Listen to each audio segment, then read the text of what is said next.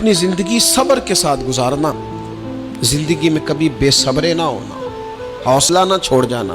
صبر بزدلی نہیں ہوتا، صبر تو اچھی تدبیر کو کہتے ہیں، صبر تو رب کریم کے فیصلے کے انتظار کو کہتے ہیں، صبر تو اللہ کی مدد کے نازل ہونے کے انتظار کو کہتے ہیں۔ حضرت علی شیر خدا ارشاد فرماتے ہیں، یاد رکھنا ایمان میں صبر کی وہی حیثیت ہے جو جسم میں سر کی حیثیت ہے۔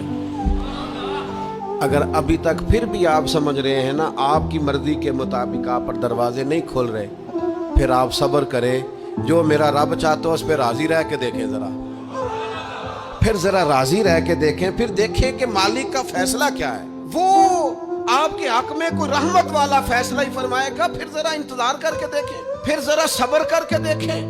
پھر وہ کہتا وبشر الصابرین، محبوب یہ جنہوں نے صبر کیا ہے انہیں میری رحمت کی خوشخبری سنا دو۔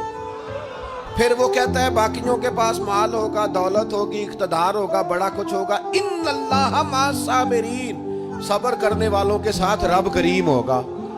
پھر ذرا ٹھہر ہی جائیں، پھر تھوڑا حوصلہ ہی کر لیں، پھر اس کے فیصلے کا ذرا انتظار کر